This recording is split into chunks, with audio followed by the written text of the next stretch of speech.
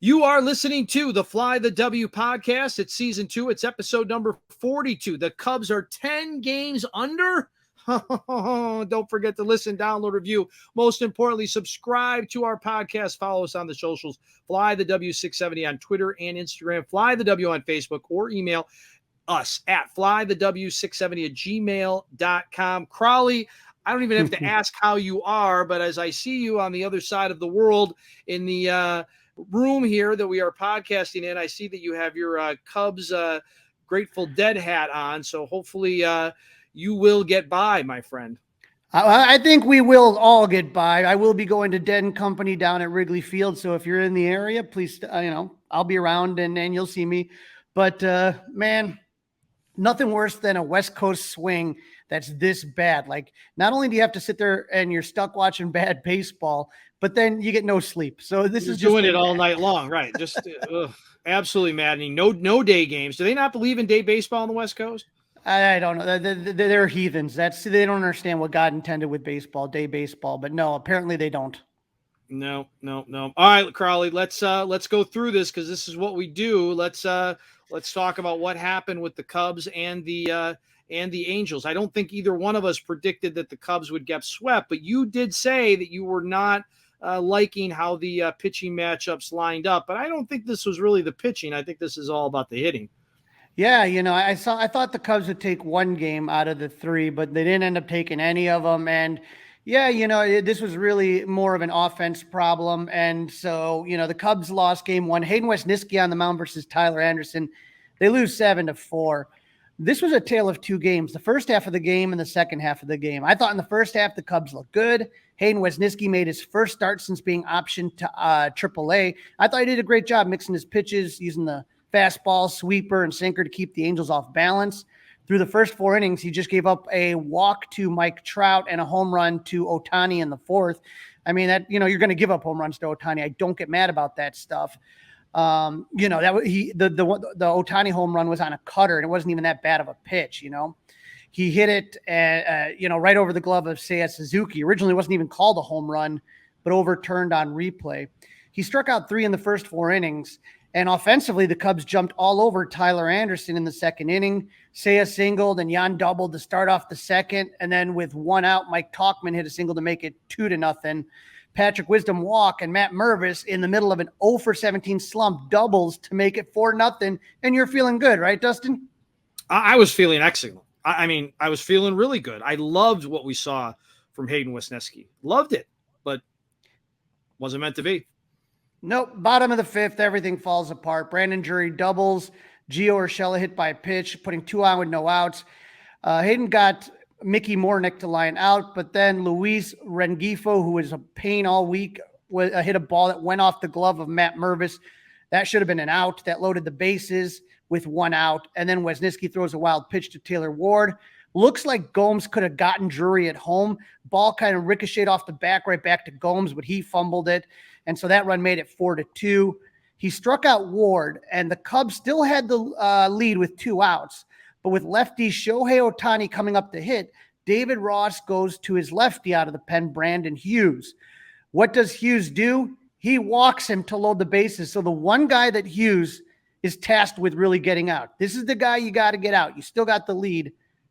Doesn't do it. And he walks him to load the bases for Mike Trout. Not really a recipe for success there. Trout singles, that ties the game. And then Brandon Hughes walks Rendon, gives up a single to Matt Thaiss. That puts the Angels up 6-4, and Hughes' day was done. He didn't get 1 out. He gave up 2 hits, 2 walks, no strikeouts, 4 runs. 2 unearned runs would be charged to Wesneski because of the error on Mervis, and 2 earned runs were charged to Hughes. Other than the 4 runs the Cubs scored in the second, the offense sputtered. They left runners on base. They're not able to score any more runs. They went 2 for 8 with runners in scoring position. They left 9 men on base. The biggest missed opportunity came in the 7th inning. The Cubs down 6-4, load the bases with 1 out. But Yan Gomes hits into a double play to end the inning, and that's how the game will end, with the Cubs down 6-4. Wesneski looked good. The bullpen blows it, and the offense can't add on more runs. But you can't have 1 inning, right? You can't just score in 1 inning. It's just absolutely maddening. Hughes walks are absolutely maddening. And that's the part where you can't blame David Ross for that, right? You Nope. can't. That's Nope. not David Ross's fault. I'm not. That's when it's the players' fault. The other thing is, I don't know if you heard Carter Hawkins on with the afternoon show on 670 The Score this week, but talking about the ingredients and the chefs and these analogies, and I'm trying to be like, well, who's he talking about? Like, who's the chef? Is Carter Hawkins the chef? Is David Ross the chef? Because the ingredients are rotten, right? The ingredients are the players, and right now the ingredients are rotten. Well, so it's a good question that you ask, and I'm not really sure who the chef is. I just know, based on everything I've seen, I liked how this team looked on paper coming into the season, and for whatever reason, it's not clicking. And this comes to the trouble. And when you talk about who's making the decisions, because we don't know who's the one that sets the lineup. Is that David Ross? Is that Carter Hawkins with Jed? Is that some combination? So that's what makes this era of baseball so difficult, is that it used to be the front office got the players, the manager put them where he thought they belonged and played them how he thought they should be played, and everybody kind of knew what was what. I don't know. I can't answer those questions now because of just kind of how that all melds together, if you get what I'm saying. You're right. And I hate saying I don't know, but you're right, Crawly. We don't exactly know. The only thing we know for sure, David Ross has gone on record as saying that he has the final say. He has said that. He has said that he has the final say when we're talking about the lineup construction. So that he has to fall on the sword a little bit then. But we've also had Jed Hoyer go out of his way and say that he really has not given David Ross an ideal bullpen. He has admitted that. He is on record. He is on record as saying that. What was one of the biggest concerns we had about the Cubs that has totally played out when you and I were as excited as we could be? But what was the one thing we were worried about? No pop.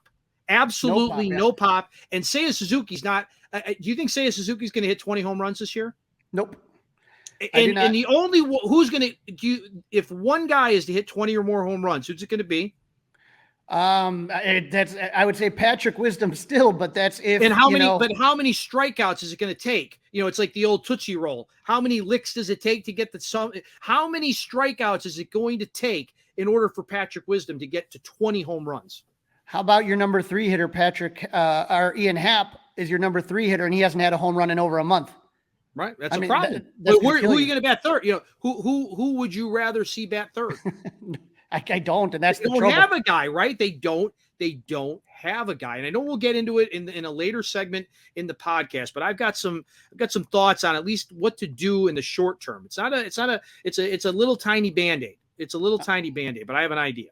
All right. Well, let's get into game number 2, Crawly. Game number 2.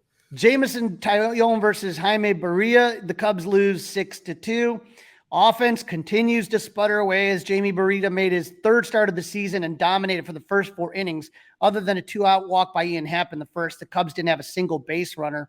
Down 1-0, the Cubs got their first hit when Mike Tauchman, who's done really well, led off the inning with a single, advanced to second on a wild pitch, and the Cubs tied up on a double by Trey Mancini. Miguel Amaya drove him in with a single, and the Cubs led 2-1. But if you've watched all 3 of these games, they could not hold a lead to save their lives. Angel tied it up back at the bottom of the inning. And then the Cubs drew back-to-back walks in the 6th with 1 out. Suzuki grounded out, but Mike Tauchman walked to load the base with 2 out. Trey Mancini grounds out to end the threat. The Cubs did not have another base runner the rest of the game. Get this, Dustin. The Cubs are 8 for 49 with the bases loaded, 4th worst in MLB. The offense finished with 2 runs on 3 hits, drew 4 walks, went 2 for 4 with runners in scoring position, and left 4 men on base. All 3 hits happened in the 5th inning. None of their first 4 hitters, Horner, Swanson, Happ, or Suzuki, got a single hit. I mean, we just cue the Theo. The offense is broke. The offense is broke. The offense is broke. Now, we talked about this being a big start, and I thought Jameson Taillon did well. He kept the Cubs in it, and in the top of the fourth, Mike Trout robbed Ian Happ of a home run in center, reached over the wall, above the wall, actually. And then in the bottom of the inning, Trout leads off with a homer to put the Angels up 1-0. So that's a 2-run swing right there. And we talked on the last episode, we said that Trout was in a slump. He was on the cold list, but nothing ends slumps like Cubs pitching. Cubs came back in the fifth to take a 2-1 lead, but in the bottom of the inning, Luis Rengifo led the inning off with a solo home run to tie it up. Now comes the portion of the show where we question David Ross. David Ross decides to keep Jameson Taillon into the game in the sixth inning after he'd thrown 92 pitches. He gets Anthony Rendon to ground out, but then walks Matt Hayes and gives up a single to Brandon Drury. That would be it for Taillon, who finished with 104 pitches. What were you thinking there, Dustin? Were you shocked that he came out in the sixth with that number of pitches? I was a little bit. You? Yeah, we've looked at his game logs, and he, just had he struggled this season. He hasn't pitched a lot deep into games, and previous to that, the most pitches he threw was 85. So, I mean, if you're having him go that inning, he's going to probably at least get to 100 pitches. So that's a mess. And then what I dislike afterwards is that he gets Mark Leiter. And I know that Mark Leiter is one of the best arms that they have out of there. That's a separate problem. But Mark Leiter throws a lot of, he throws, the splitter and the sinker. He throws a lot of stuff in the dirt. And I don't think that's really great when you have runners on base. I think that's really good when you have a clean inning. When you got runners on base, now you have to be careful that you don't, throw one away. And he left a couple pitches up, and that's going to be it. He comes in, he gets the first batter he faced out, but with 2 outs, he gave up a single to Luis Renfrigo, giving the Angels a 3-2 lead. He walked Zach Neto to load the bases, and then Mickey Moniak doubled to clear the bases to put the Angels up 6-2. So this is the tail of the tape right here. The Cubs load the bases in the top of the sixth with 2 outs. They get 0 runs. Angels in the bottom of that same inning load the bases with 2 outs. They get 3 runs. That's it. So Taillon finishes the game, 5.1 innings, 4 runs, 2 which came when Leiter inherited the runners, 4 walks, 5 Ks. He gave up 2 solo home runs. Leiter went up 2/3 of an inning. He gave up 2 hits, 2 runs, 1 walk, and 2 K. But Rucker mopped it up. So I didn't like the fact that he started Taillon in the sixth, and I don't like with 2 runners on to have Leiter come in. I don't think it's the greatest thing. Right, and that's not been his role, right? That has not been Leiter's role in that situation, and it's a great point by you. It runners on scoring. It shouldn't be that way, Crawly. I don't want to be a hypocrite, right? I mean, here's the ball. You're a relief pitcher. Here's the ball. Get people out. But obviously, there's something to this. Obviously, these guys are soft in the brain or something. That, oh my goodness gracious, there's runners on base. What do I do? I'm confused. I don't know what. Come on, take the ball, get people out. That's what you're paid to do. I don't care if it's the 6th, the 7th, the 8th, or the 9th. I don't want to hear about clean innings, but there is something to it. So I just disagree with it. Right. For me, when you talk about the previous game and you talk about Brandon Hughes, that's a lefty. His role is to get lefties out. It doesn't matter what lefty it is, that's his job. Some of these guys have, it's less now than it used to be when they made you face 3 batters. But when you are Brandon Hughes, your job is to get lefties out. And if you don't do that, then there's no purpose of having you on the roster. With Leiter, like I said, you have to sit there, and a lot of his stuff, you take a look at whether it's Tucker Barnhart or you're looking at Yan Gomes, they have to block a lot of balls. That's the thing about Leiter, is his ball just sinks right at the last second. And so that's where, like I said, that's why I prefer a clean inning, because, okay, if you got nobody on and the ball skips away, it doesn't hurt you. But you got a runners at first and second, and a ball skips away, those runners advance. That's my concern. No, and I completely agree with what you're saying. All right, so now the Cubs are down 0-2, and we had game number 3 late last night. The wrap-up game. Drew Smyly was pitching for our Cubs. Yep, versus Reed Detmers. Who? Exactly. But the Cubs lose anyway, 3-1. They just needed 1 to avoid getting swept, but it didn't happen. Smyly did what he always does. He kept the Cubs in it. They had a chance to win. He went 6 innings, gave up 7 hits, 3 runs, only 2 of them earned, 3 walks and 4 Ks.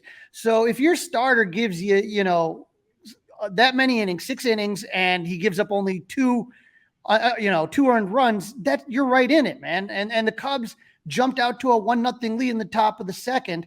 But like I said, they couldn't hold the lead. The very first batter after the inning, Smiley gave up a monster home run to Joe Adell that still hasn't landed yet to tie the game. 451 feet. Luis Renfigo and Chad Wallach singled to put runners at the corners, and Tyler Ward hit a sac fly, and the Angels are up 2-1. Another run would score in the bottom of the 6th with 2 outs.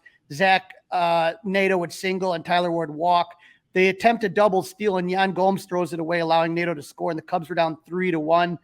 The bullpen didn't give up any runs to keep it close, but it didn't matter because there's no offense, Dustin. There is no offense. Like you said, broken. They get on the board early. Miguel Amaya with the 2-out single. He advances on a wild pitch and scores on a Trey Mancini double. But that was it for the Cubs offense. They had a chance in the 6th. Happ and Suzuki hit 1-out singles to put runners at first and second. But then Gomes lines out, Amaya grounds out to end the threat. They finished with 5 hits, 7 total bases. They left 5 on base, 1 for 7 with runners in scoring position. This team, Dustin, right now is in quicksand. The more they struggle, the worse they look. They absolutely, whether it's the bullpen, especially the bullpen and the hitters. I think that the pitching hasn't been horrible, but the hitters are just absolutely are choking. They can't do anything clutch. The bullpen cannot close it down. They can't do anything. It's just an absolute mess right now. And the reason, when we called this episode 10 games under, that's a blinking red light. When you are 10 games under, that is very hard to dig yourself out of. And Crawly, the Cubs have scored in only 3 of their last 42 innings. Right. I mean, 3 times in 42 and they're still 9-inning games. 42 innings. They've lost 26 of the last 38 games. Yeah, you look at it and you want to talk about a blinking red light. 26 out of 38. Right. Let's talk about that, because the Cubs have played 61 games, 62 last night. Wasn't able to get the stats updated.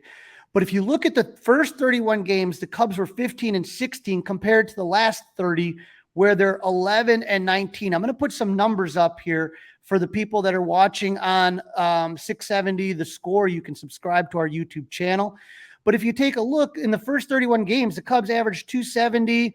They slugged 436. They averaged 5 runs a game. They walked 108 times. They struck out 257.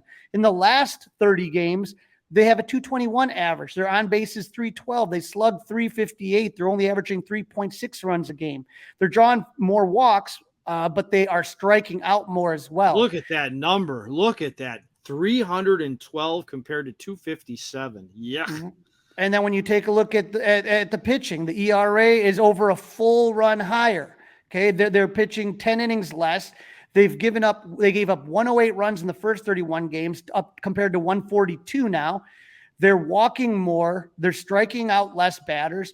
It is a disaster right now. And then the numbers, the more you dig into them, the worse it looks. They're just stranding runners everywhere. In the first half, the Cubs are hitting 278 with 28 walks and 106 RBIs with runners in scoring positions. Okay. And then when you kind of take a look later now, it's down to 230 with 31 walks and 71 RBIs. Everything is just trending worse. Relievers, their ERA is over a full run higher compared to the first 31 games. There are massive problems here. And I remember, we were like, hey, what we need to do? We need to call up Morel. What we need to do? We need to call up Matt Mervis. What we need? We need Kyle Hendricks back. All these things, and then they come to fruition, and it's not getting better. It just keeps getting worse. I have an idea, Crawly, of what they need to do, and we'll get into that in just a minute. You're listening to Season 2. It's episode number 42. The Cubs are 10 games under, and as Crawly said, blinking light, blinking light, blinking light. In this segment, Crawly interviews Brigham Avery, host of the Hollywood and Ivy Show on the Marquee Sports Network. Joining me now on the Fly the W podcast, I have the host of Hollywood and Ivy, Brigham Avery, who is live at the Hotel Zachary with the Federal Landmark right behind him. How are you doing, Briggs? Brother, it's so great to talk to you. Thank you so much for having me on the show live from the Sloan Suite behind beautiful, picturesque Wrigley Field. And great to be with you flying the W, my man. How are you today? Oh, I'm doing great. You know me, man. I love I'm like a Marquee junkie. It's on my house 24/7. And this is one of my guilty pleasures. You get to host an amazing show. It comes out every month. You have a new episode drop. And here it is right here. It's called Hollywood and Ivy. So if you haven't had a chance to watch, it is, like I said, one of my guilty pleasures. Love watching it. How did you get into being a Cubs fan? Well, I wouldn't feel guilty about that at all. I'm just glad you enjoy the show. Uh, I got into being a Cubs fan because I was born here in Chicago, grew up in Oak Park, and I attended Dominican University. Got a little college, little John Belushi college homage going on right now.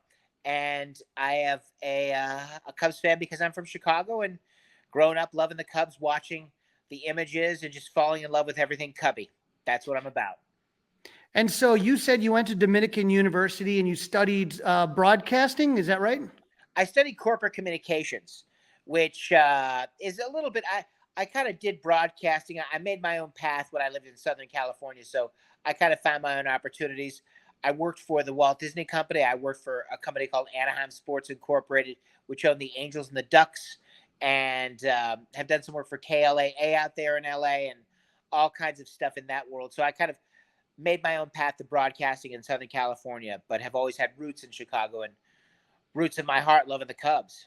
So. And so that the love of the Cubs and your trip out to California gets you in touch with a famous Chicago native, Joe Montana. Tell me how that all came about. Well, my mother went to high school with Joe's wife and him in Berwyn at Morton East. And so my actual great aunt is Joe's brother's godmother. So we have a deep family connection, known each other for a long, long time. And we actually had another show, a podcast, living out in Los Angeles. Joe had a restaurant in Burbank called Taste Chicago, not Taste of Chicago, Taste Chicago.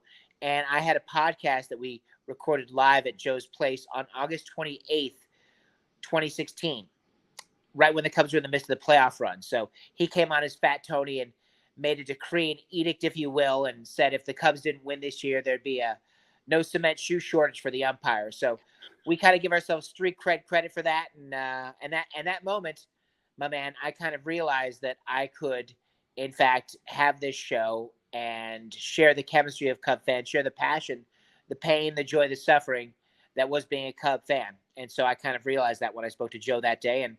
And I knew that I could recreate that with anybody, with Gary Sinise, with Gary Cole, with Bob Odenkirk, recently with Billy Corgan. So, you know, we all share the passion of being from Chicago, being Cubs fans, loving the Cubs. And it's a great, great thing to share and very powerful as far as connecting. And so you get this idea, it pops in your head. Hey, there are a lot of celebrity Cub fans. And hey, we can kind of talk to them about their experiences.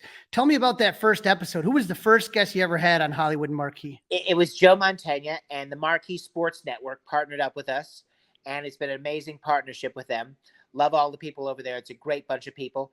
And in reality, when I had Joe on, we went 45 minutes. It was an hour-long show because I know him so well, and the chemistry shared of knowing each other as friends and being Cub fans kind of came true in that episode. And all episodes now are half an hour, and it's kind of a nice package to fit all the memories of being a kid and going to Wrigley Field as a celebrity, and bookended with going and throwing out the first pitch as a celebrity, person. You know what I mean? So that's kind of the anthology that we capture, that timeline of going there as a kid and then coming back as a celebrity and throwing out the first pitch. Yeah. When I think about Joe Montana, it's funny because he has such a rich history with the Cubs, getting involved with the Bleacher Bums, which was a famous play that was in Chicago. He was there for Kerry Wood's 20K game. And the one thing I try to tell people is that, you know, back in the day, you and I both grew up in the early 80s.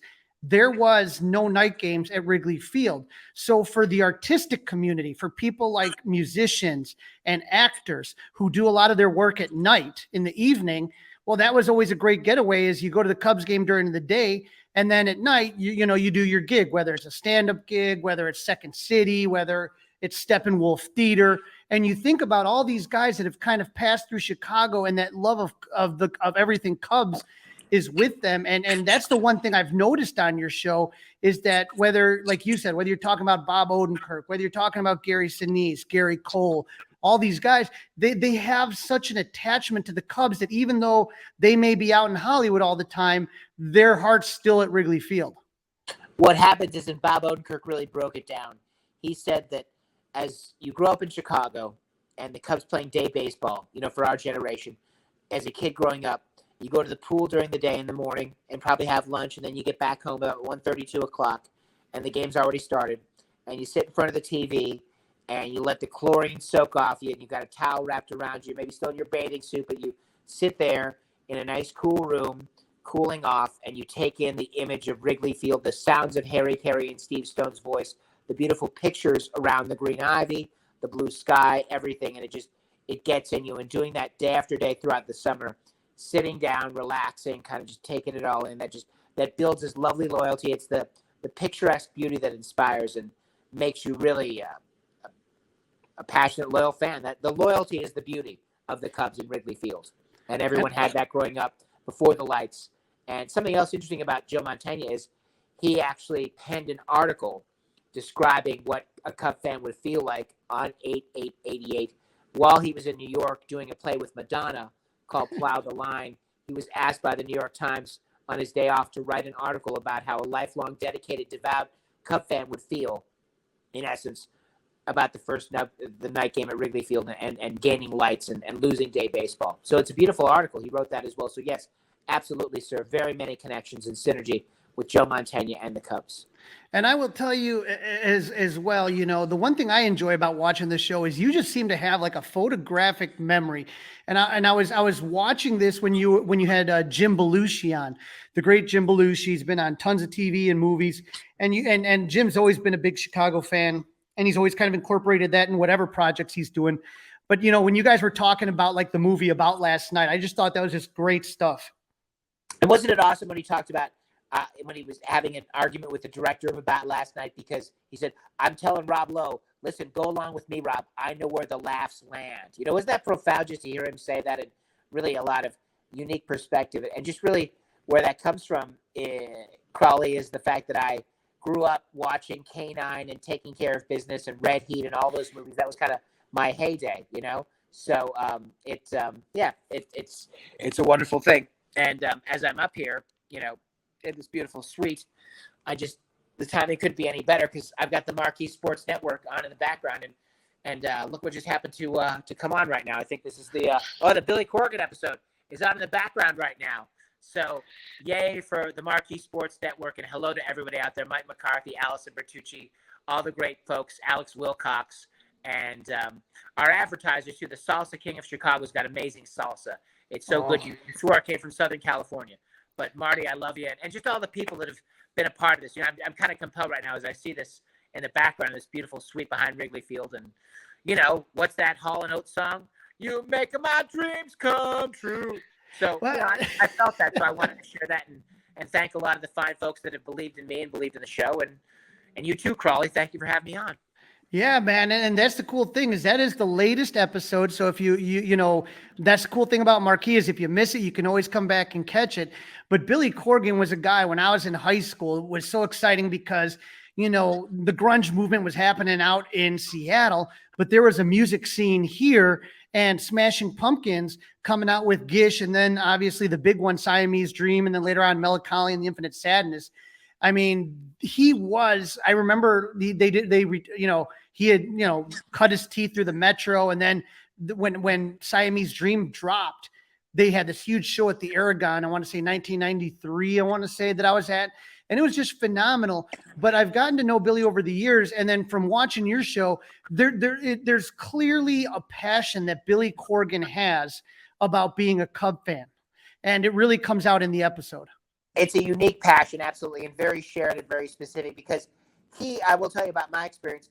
I really got into the Cubs in the summer of 85, after 84. And that's the summer when all 5 of the starting pitchers went on the disabled list. That was Dennis Eckersley, Steve Trout, Rick Sutcliffe, Scott Sanderson. They all went on the list. And I remember, as Billy says in the episode, them not being very good, but me loving baseball and loving the Cubs and having them be a new love in my life. And me having to attach to things like watching how well Ryan Sandberg and Leon Durham played defense, or how fast Bobby Jr. was, or just the little things you pick up on as a Cub fan. And of course, watching all those things happen in the beautiful background of Wrigley Field. So, And like a lot of Cub fans, Billy had a relative that really got him plugged in, you know? yeah, absolutely. Absolutely, Crawly. Totally. And I want to say that, I'm trying to remember, I think it was game 6. Was it? No, was it game 7? Game 7. Well, Game 7 of the 2003 NLCS, because Bernie Mac was game 6 yeah. and Billy Corgan game 7. And his telling of the Cubs are just absolutely, it's slipping out of their hands. And it's Right. Billy that's got to sing the stretch in game 7. And how about the noise he makes when he says, you can feel the momentum, and he says, does that whole sound effect. It's hilarious. Absolutely phenomenal. And so, you got, the cool thing is that, like, you have no shortage of Cub fans wanting to get on Hollywood and Ivy, and you got some guys that are, different guests that are coming up in the future. Who are some of the guests that you think that Cub fans would be excited to hear from? Well, we have confirmed in the future, Bill Hader and Vince Vaughn are both confirmed. We're sorting out details to have them on, and we can't wait. They're excited to come on the show. So I look forward to having both those guys on. I would like to have John C. Reilly on, because I'm a huge fan of John C. Reilly. I love his comedy. I love his eclectic acting, and I love him in the new Lakers series, and obviously a Chicago guy. Will Ferrell also did something where he managed the Cubs. He also has kind of a close connection to the Cubs, and just him being who he is, love to have him on as well. And it's kind of the thing, Crawly, where everybody is embracing and enjoying coming on because of my great partner Joe Montana. He's so undeniable, and people love to come on. And when he asks, they can't wait to come and talk Cubs with us, and it's become very beautifully synergistic. So. The one thing that I truly enjoy is that, like, okay, Vince Vaughn, I've actually bumped into him on opening days. If you see in his movies, he's wearing the Blackhawks sweater or the Cubs jersey. He's clearly a Chicago guy. But then all of a sudden you get a guy like Bill Hader, and he was on Saturday Night Live forever. He just wrapped up Barry, which was a phenomenal show. And it's like, wait a sec, he's one of us too. He's a Cub fan. So you get to learn about maybe, obviously when you talk about Jim Belushi or Vince Vaughn, clearly Cub fans. But when you talk about a guy like Bill Hader, like, what a cool experience. And it's all amazing. Just people that grew up on the Superstation watching across the nation. He is from Oklahoma City. His dad was a huge Cub fan because they watched WGN growing up in Oklahoma. And so now he's become a huge Cub fan because of that. And he's attached to the team. And he found, and it's funny, just the synergy. This is a perfect Hollywood and Ivy story because Joe Montana was on Barry. He was hilarious on Barry recently on season 3. And while they were filming it, him and Bill Hader had conversations to the effect of, oh, wow, you like the Cubs? I got a great Cubs show. You got to come on. And Bill Hader can't wait to come on. The interesting thing about Barry is he writes it, he directs it, he shoots it, he edits it. So he's been busy with that process, finishing season 4, and that's something that he takes very seriously, and can't wait to come on Hollywood and Ivy as soon as he's done editing. So I believe that's going to be happening very soon, and can't wait to make that a great episode for everybody. Now, I got to tell you, I've run into a lot of players, a lot of celebrities in my life. There's only one guy that's ever gotten me tongue-tied as a celebrity. That's Eddie Vedder. How do you, like, when you get to sit there, and like I said, Gary Sinise, how many movies has that guy been in? Or George Wendt from, Cheers fame and all sorts of things. How do you kind of get yourself in the zone and saying, okay, I'm sitting next to this awesome person that I grew up loving, yet I still have a show to kind of get through it. How does that work for you? Well, I'll tell you, I really cut my teeth at Joe Montana because I'm a huge Three Amigos fan. I love the Money Pit. I love The Simpsons. And so just getting to know him, being around him, that kind of set the tone. And then getting to know George Wendt as well, because he's kind of a friend of my family as well. My sister was in The Reanimator with George Wendt. That was a Broadway musical theater production. So I've been on the road in New York with George and his family, and we got to know each other. So kind of those two guys I got to know well. And the reality, Crawly, is that Chicago people are just so beautifully darn real. And so when you start talking to them, you loosen up. The energy is there. The passion is there. The understanding is there. The Cub fandom is there. And that really forms the synergy and the chemistry for this show. Now, I got to ask you, if you could have any guests you wanted to come on the show, who would be a celebrity that you think you would like to say, hey, man, I'd love to hear their Cub fan story? Well, there's a lot of people that I grew up watching that I'd like to have on. Mary Elizabeth Mastrantonio is from Chicago. She's actually from Oak Park.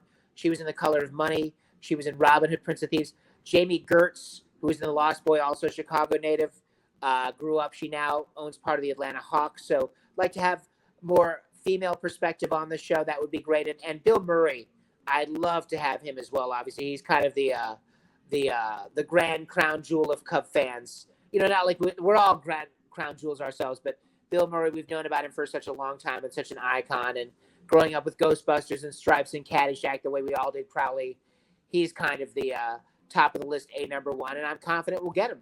So that's, Now, that's we were talking about how artists used to love going to day baseball, musicians and theater guys.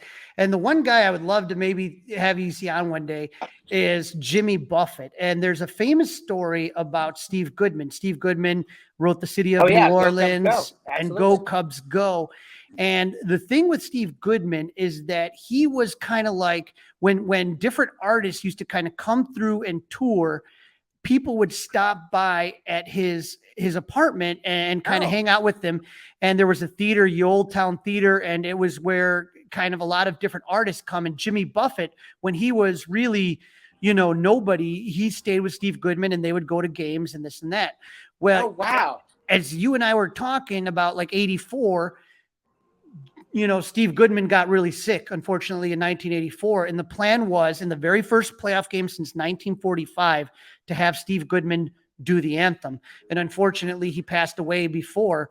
But his close friend, Jimmy Buffett, came in and sang that first anthem, game one of the playoffs in 1984. So that and that's Jimmy Buffett also doing the first concert at Wrigley. I mean, that would be someone that would just be so fun to see, man. And like I said, there's just no shortage of stories because there are so many great Cub fans that are in the arts, and you do such a great job of bringing out the stories and getting them to kind of, it comes through on the screen. As a fan, when I listen to them, I just look at them and I realize they may be Oscar winners or Grammy winners or Tony Award winners, whatever. But you know what, man? We share a connection, that synergy that you talk about being a Cubs fan. And that's why I love watching Hollywood and Ivy so much, is that I get to learn about, these celebrities that I've gotten to admire over the years and realize that deep down they bleed Cubby blue just as much as me and you. It's the essence, the reality, Crawly, of being from Chicago, dealing with the weather, the hot, hot summers, the frozen cold winters, watching the Cubs for so long, loving the Cubs, cheering and feeling so great when they were successful in 84 and 89 and 98 and 2003, also having our heart broken, loving our heroes, loving Ryan Sandberg, loving Andre Dawson, loving Mark Grace, loving all like Mark Pryor, Rizzo, Bryant, loving them all. And then really, Crawly, the great synergy, the great chemistry is building the bridge and sharing the championship together. You know what I mean? That Cubs fans have suffered for so long, and then drinking from the Holy Grail, essentially, is kind of what we all share. And that experience is really what makes Cub fans being so greater now than ever. And what makes this show so successful is sharing that, all the pain, the suffering, and then the reward. I love it. And so you can find Hollywood and Ivy on Marquee Network. It's playing right now with Billy Corgan and our guy, Briggs Avery. Thank you for coming on. And and you can see all the episodes on Brigham Avery Productions YouTube channel. All the episodes are up on my YouTube channel. Hollywood and Ivy's playing on the Marquee Sports Network. We love the Marquee Sports Network. The Salsa King of Chicago, great partner. Empire Carpet, great partner. This is just a great Chicago show. So, and you're a great Chicago show, Crawly, and I love you for being here. Love you for having me. And go Cubs. Briggs, if people wanted to follow you on social media, why don't you give out your Twitter handle really quick so that they can follow you and be up to date with everything going on? Yeah, Brigham Avery 1 on Twitter, Facebook, Instagram @Brig Avery, and really Brigham Avery Productions is my YouTube channel. I would say send them directly to my YouTube channel, Brigham Avery Productions. Just type that in, subscribe. You can get notified about all the Hollywood and Ivy episodes. The Billy Corgan's been uploaded right now, and we got the big train running. So love it, my friend. Thank you for jumping on, and I look forward to talking to you again. You're the man, Crawly. Thanks so much for having me. Go Cubs. Appreciate you. And we'll do this again real soon. Have a great afternoon. Farewell from the Sloan Suite. Thank you, Peggy Gilmore from Sloan. Look at this view. My girl Peggy, I love her. She's the And best. thank you, Cub fans all around the world, for watching. Thanks, Marquee. Thanks to all the people that believe. Love you, Crawly. Love you guys. Be well. Go Cubbies. All right, Crawly, nice job with that one. This is the Fly the W 670 podcast. It's episode 42. It's season 2. The Cubs are 10 games under. Let's get into some news, some roster moves, and then let's preview the end of this road trip out west when they're going to be taking on the San Francisco Giants. Now, this is something that just, I know it's weird. I don't know if it's just a Cub fan thing or what. I've heard Bears fans. I don't know if it's a Chicago thing. But for whatever reason, people think just because a guy used to play for the Cubs, they're going to make a good manager. Joe Girardi did not accept a position as head baseball coach at the University of Florida. Don't know now, what just for this, it was University of Central Florida. That might be a little bit of a difference. Maybe a difference, maybe not, but you're on to something. I wonder if he just likes the broadcasting. He's in the booth. Or I wonder if he's just a shark swimming around waiting to see if David Ross's job becomes available. Remember, Joe Girardi did apply for this same job and met with Jed and Thea when David Ross was chosen as the head coach to follow Joe Madden. But all right, let's not skip over that. Let's talk about it. Let's unpack this, if you will, for a second. Do you think that if you took Joe Girardi and you put him in David Ross's seat and you took David Ross out of the Cubs clubhouse and dugout, what do you think happens? I mean, I don't think it's going to be that big of a difference. We talked about it on the last episode. Joe Madden was struggling with the Angels last season. They fire him. Phil Nevin comes in. Now, Joe Girardi has a better resume, clearly, but he was with those Yankee teams that were phenomenal. I wanted Joe Girardi to be the Cubs manager in 2007 when they hired Lou Piniella. And then he went to the Yankees and found a lot of success. I think that sometimes time passes you by, and I don't know if Joe Girardi would be the kind of manager that would work well with today's modern day ball player. I might be wrong. I'm not just because Joe Girardi went to Northwestern and played for the Cubs. I don't think that automatically qualifies him to be a great manager. No, I'm with you. That's not the solution. I like Joe in the booth. I've enjoyed listening to him on Marquee, but I don't think the answer to the Cubs' problems is taking David Ross out and putting Joe Girardi in. Right. Don't think so at all. The other thing that people are making a big deal about, and I gotta, I love Cub fans, but sometimes I gotta just slap my head. So Marquee was kind of doing this cutesy thing before the game where they show Seiya Suzuki trying to recruit Shohei Ohtani. Suzuki's mimicking a fishing motion, trying to catch Shohei, and he's pointing to his hat saying, you got to come to the Cubs. Absolutely hilarious. Good stuff. I love I love Suzuki. I think he's a funny guy. I wish he would hit more home runs. But, you sit there and you take a look at this, Dustin, and you've talked about this. I know you guys have talked about it on the Mully and Haw show in the morning. But you're looking at $500 million minimum. That's the start, in my opinion. That's the floor for this guy. He is clearly the best free agent on the market by far. He is clearly one of the best players in baseball. You've heard the Babe Ruth comps, and you got to understand between his ability to hit the ball, and we saw it this series, his ability to pitch, which thank God we didn't have to see. This guy is a unicorn. That being said, since he's gotten into MLB, he's been stuck on a crappy Angels team, and he hasn't had the opportunity to play in the brightest lights of MLB postseason baseball. So why does anybody think he wants to come to the Cubs when you see the mess that they are? Do you think Seiya alone makes this team? Does this change the equation, I guess, of what this team is? Well, if you still had Cody Bellinger and if you had Shohei Ohtani batting second or third, I don't know. Did you catch that, Crawly, the piece that Marquee did about putting Shohei Ohtani in this lineup and how that might change things up a little bit? After Shohei was in town playing the White Sox and then the Cubs getting to play him, I am coming more to the side of backing up the truck and paying the guy. Because David Sampson had a good point on the Mully and Haw show. He, the former president of the Marlins. A middle of the order hitter is $30 million a year. The ace of a pitching staff, the second guy on a pitching staff, is 25 to 30 a year. That's what you're going to get for Shohei Ohtani for at least 5 years. I don't think Shohei is going to be able to be an elite pitcher and an elite hitter combined for a decade. But as you know, and everybody listening to this podcast knows, you have to pay in the future, and you may not get what you want. But I do think in this crap-ass division, I think you put Seiya Suzuki, you put Shohei Ohtani in this lineup, in that starting rotation, in this division, and you can win the division.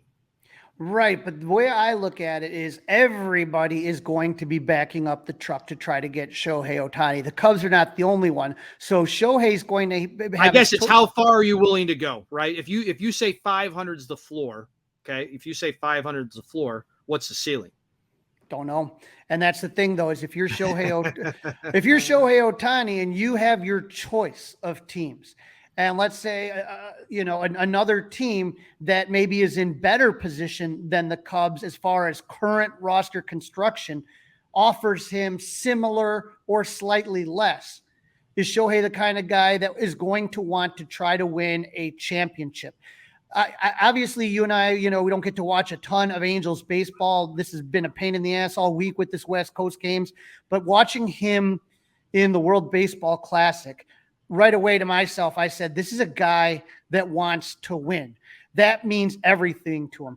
And so, Dustin, when you talk about it, what's the difference between 700 million and 650 million? Like, one less yacht. I don't know. I think more than anything, this guy wants to go on a winner. He wants to be on a competitive team that is competing for not the division title in the crappiest division, but a championship. Right. I agree with you. And I think that's part of many problems, but that's part of the problem that the Cubs laid such an egg, right, against the Angels. It wasn't really even competitive. No. And so there was nothing that's going to entice him to come. I agree that he wants to win. Now, I will tip of the cap to Seiya Suzuki. I appreciate the fact that he's doing what he should be doing and trying to recruit his fellow countrymen to the middle of the United States, to the most beautiful place on earth. But we're going to have to wait and see. And 2 words for you, Dustin: Steve Cohen. That guy. Yeah, but look at Crawly. To your point, okay. I know we got more to cover, but to your point, Steve Cohen has spent how much money? I don't think he's going to stop.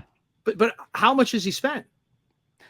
He spent a boatload, and the Mets aren't. And they're terrible. And they're terrible. No doubt. They're blowing leads. I mean, at least they can score, I guess. I mean, but they're blowing multi-run leads night in and night out. Right, and they lost obviously their closer, and that didn't help. But no doubt about it, and we'll see what happens. I'm just saying, there's going to be a lot of teams that are going to have the checkbook open.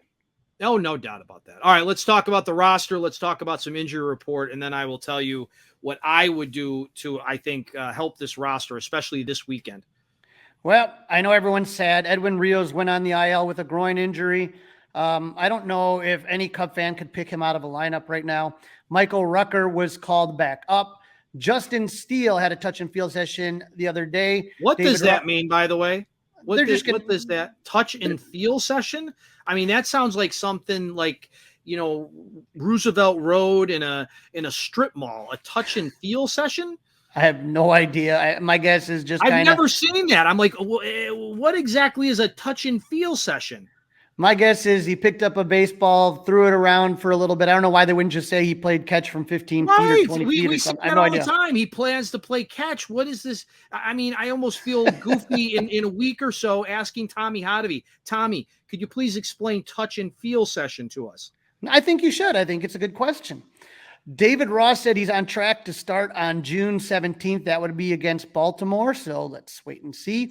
We got updates on Cody Bellinger and Brad Boxberger. They're on the way to Arizona. The Arizona Complex League has started. And that's a place where, they have 2 different Cubs teams, the red and the blue, and they play games against each other in Sloan Park. And so that'll end up being where they'll probably start off, and then they'll get a minor league rehab assignment, whether it's Iowa or somewhere else, is yet to be seen. All right. Well, I'm hoping at about 3:00 our time, maybe 4:00, we'll have like a Taylor McGregor or a Bruce Levine tweet that the Cubs are sending Miles Masterboni down to AAA, and in a corresponding move, they are bringing Nick Madrigal up from the minors. And then I am hoping to see a lineup that has Patrick Wisdom playing first base and Christopher Morel playing third base. And then the first time they need a bat off the bench with maybe runners in scoring position, they let Nick Madrigal bat. The guy at least will put the bat on the ball. Our friend I'm not Tommy saying that solves all the problems, but it's got to be better than what's going on right now. Our friend Tommy Birch, he's been on the podcast. He covers the Iowa Cubs for the Des Moines Register, had an interesting article about it the other day. And the Cubs are like, oh, we found something in his swing. And Madrigal said, no, it's just consistent playing time. And this is the problem that you end up having with Morel, with Mervis, with Wisdom, with whoever is you have. And when this is when you're talking about the ingredients, it just doesn't seem like it's fitting right. And guys are just not having opportunities to get into any kind of rhythm. So I don't know if you have Nick Madrigal and you just have him come off the bench, if that's going to do it. But it couldn't hurt, right? It couldn't hurt. No, you can keep doing this. And that's the thing is you sit there and you send these guys down and then they go down and they hit 400 in Iowa, which I think Madrigal is doing right now. And then you bring them up and then, it's the same story. Well, what about sending Mervis down so he could feel good about himself for a little bit? I think what you need to do more is especially 10 games out. And if you're at the point where this team is no longer really competitive, is you have to see what you have with Matt Mervis. We know what Matt Mervis can do against AAA pitching. He's got to figure it out at the big league. And you have to make that determination right here and now if Matt Mervis is your future. Yeah. All right, Crawly, let's not spend a whole bunch of time. We know where the standings stand. They stink. David Ross used the word suck 2 times in one answer, I believe, after Tuesday's game. So just real quick, Cubs are in 4th place. They're 26-36, 4-6 in the last 10, 4-game losing streak. And somehow, some way, they're still ahead of the St. Louis Cardinals. Beautiful. I love it. Well, like you said, the Cubs are going to have to do something here against the Giants to finish this up. Last season, the Giants finished 81-81, 500 exactly. They finished 3rd in the NL West behind the Dodgers and the Padres. They played the Cubs 7 times last season, taking 5 out of the 7 games. The Cubs took 1 in San Francisco and 1 in Wrigley. The Giants were looking to make a huge splash in the offseason, but they just missed out on Aaron Judge. You remember how close that was? And then they were the first team to win the Carlos Correa lottery until that deal fell apart and all the chaos happened. Offseason, they made a lot of moves, but I don't know if there's anything that really kind of stuck out. They got a couple pitchers, Michael Conforto, Jock Peterson re-signed. They got a lot of pitching, but, nothing big. They had a lot of losses. Carlos Rodon, who went to New York and is back to being injured again, which is what we talked about, why we didn't want him, Dustin. Brandon Belt. Oh, thank you. Evan Longoria, they lost. Harleen Garcia. Give me Shelby Eva Miller. Longoria. Sorry. And then infielder Tommy LaStella. I don't know if Tommy caught on with anyone yet, but he was gone Tommy. as well. Yeah, so Tommy. I do like the pitching probables that we have, again, subject to change, but I feel much better about this series than I do the Angels. But like you said, the Cubs didn't lose the last series because of their pitching. They lost it because they couldn't hit worth a damn. Right. If they can't figure out to, and even though 2 is a crooked number, it's still too little. Like they need, I think 4 or 5 needs to be the key number. Let's score 4 or 5 runs tonight with Marcus Stroman on the hill. And I feel a whole lot better that we could fly the W once again. Well, and it's interesting. I was listening to the broadcast last night, and Boog and Doug Glanville, who's doing a great job as his partner, were talking about it, is that the Cubs are having very patient at bats, right? And that usually you think about as a good thing, but sometimes they're getting too patient. They're getting a lot of 2-strike counts, and then they're getting wiped out. Now the league is just when you have 2 strikes, you run into a lot of trouble. So if you saw Seiya the other day, who had a really good game last night, he was being really aggressive, going after first pitches. I think the Cubs have gotten so predictable in just taking pitches, and then they end up getting upset when all of a sudden a call doesn't go their way, but they keep ending up in these 2-strike counts. I'd like to see them start to try to look a little bit more aggressive in the strike zone. Yep, I would totally agree with that. All right, so the probables, Crawly, we got Marcus Stroman tonight, so that's good news. Yep, Marcus Stroman, 6-4, 2.39 ERA, facing off against Anthony DeSclafani, 4-5, 3.97. We all know what the Stro Show has been doing, which has been impressive in his last 3 starts against San Diego, Tampa Bay, and the Mets. All really good teams. He's given up a total of 2 runs in 23 innings. So that will definitely play. That's where we laugh and say maybe 1 run will actually win a game when Marcus Stroman is on the mound. But you just, again, we don't want to put that kind of pressure on Stro. Just he got good run support last game he was out. I'm hoping that the Cubs are able to do that again against the Giants. But, who knows? Now, as far as DeSclafani's been around, long time. And he's, he's 33 years old. He's got a lot of righties coming up in this. So we should be seeing a lot of Matt Mervis. He struggled the last time out against Baltimore, only went 3 innings and gave up 5 runs.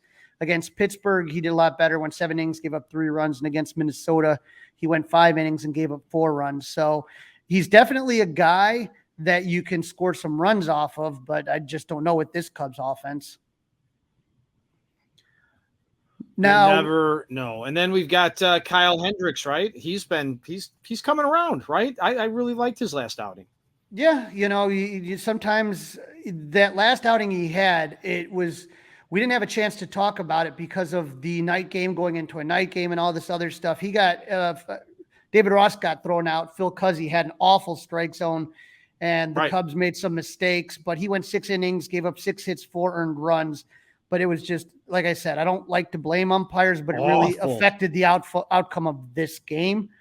And then before that, against Tampa, he had a good game, 5 innings. He gave up 1 run. So he's slowly working his way back into playing shape. So I think that I look forward to see what he does every outing. I mean, we're just kind of watching and seeing like, okay, next step, where are we at? And then for the Giants, we have Jacob Junis. When we look at his last 3 outings against Baltimore, he only went 3 innings. 1 step at a time, Crawly. So with Junis, it's kind of interesting looking at the way that he is kind of coming out. He hasn't been a starter. So he has been coming out of the pen. So I don't know if they're going with some sort of opening strategy. He has 0 starts this season. So don't know if that's the plan, but we'll see. So he's got a 3-2 record with a 3.86 ERA in 16 games. He's only thrown 32 innings. So should be interesting. Hopefully the Cubs can do something there, but I hate the opener strategy. I feel like that's like always a struggle for teams when you have to, if it's a bullpen game, but we'll see what happens here. And then game number 3, Hayden Wesneski, right? Yeah, and we talked about last game. I think he looked really, really good. He's had 2 games since he came back. He came out of the pen when Steele was pulled from the game and went 3.2 innings and only gave up 1 run. And then against the Angels, 4.2 innings, he gave up 2 earned runs. But I thought that his stuff is looking much better than it did when he was previously up in Chicago. I don't know what they fixed, but again, hoping that he continues to take that next step forward. For the Angels, this has been kind of disappointing. This was a guy that they expected a lot out of, Sean Manaea, and it just really has not worked out. 2-3 with a 6.10 ERA. But here's the thing about Manaea is that he got off to a god-awful start, just absolutely horrible. And he's been looking better as of late. So when you look at the ERA, you're kind of saying to yourself, okay, maybe, whatever. But this is another guy that just really hasn't started many games for them. He's started, I'm looking at this right here. He started 6 games so far this season. So doesn't have a lot of starts out of his belt. He's pitched a lot of games and he's kind of worked a lot of relief, but he's just not been very good. So Against Colorado on 6-6, he did okay. He didn't start the game. He went 4.2 innings pitched. He gave up 5 hits and 4 runs. So I think that with this series so far, I think the pitching lines up better for the Cubs. I just don't know what to expect out of the hitting. Right, and that takes us into who's hot and who's not. We know who's not. We know who's not hot. Okay, we have covered. Crawly, were you able to come up with somebody that was actually hot? How about Miguel Amaya? He in his last 15 at bats, he has 5 hits, a home run, and 3 RBIs. So that's a 333, 474, and a 533 slug. So I like to see the kid have more at bats. Other than that, the only other guy that's barely above the Mendoza line is Yan Gomes in the last 7 games. And he's batting 286 and slugging 571 with a home run and an RBI. So basically, you have 2 catchers, and then everybody else is 222 or below. All right, let's look to the Giants who we're facing. Who do we need to be paying attention to? Who's hot out in San Francisco? Who is hot out in San Francisco? You got a couple guys. Austin Slater plays center field. He has only had 12 at bats, but he has 5 hits, which is good for a 417 slash line. You don't see that too often where your slash line's all the way across.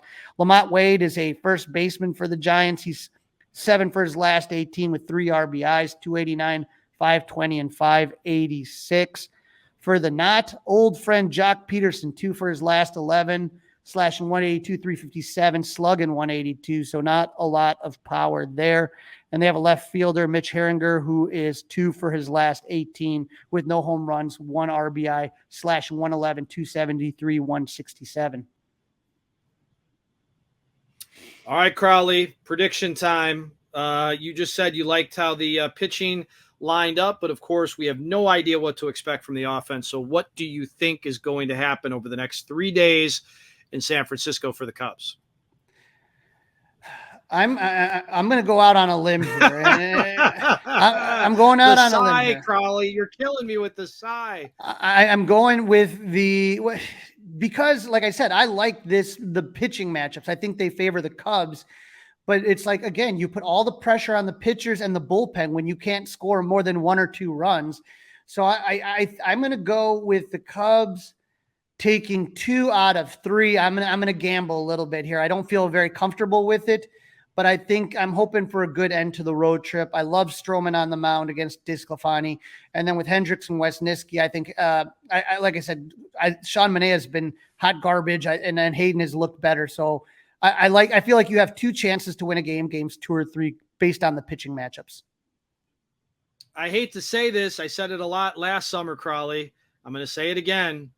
Just don't get swept. Just don't get swept. That would be a really, really, really bad way to limp your way home to Wrigley Field. Please don't get swept. That's a wrap. Man. That's a wrap, Crawly. Don't forget to listen, download, review, subscribe to the Fly the W podcast. Follow the socials, Fly the W on Facebook. Also do it on Instagram. And you can email us at flythew670gmail.com. And as Crawly mentioned earlier, don't forget you can watch us YouTube by subscribing to the 670 The Score YouTube channel. Cub fans, I know it looks dark, but don't give up hope. Maybe the Cubs will surprise you and come back with some wins from San Francisco. Go Cubs! Hey guys, it's Crawly. Thanks for watching. If you enjoyed this video, please don't forget to give it a thumbs up and subscribe to our channel for more content like this. If you want to see more of our videos, be sure to check out our playlist and let us know what you think in the comments below. Also, don't forget to follow us on social media to stay up to date with our latest episodes. Links are in the description. Thanks again for watching, and we'll see you in the next video. Go Cubs!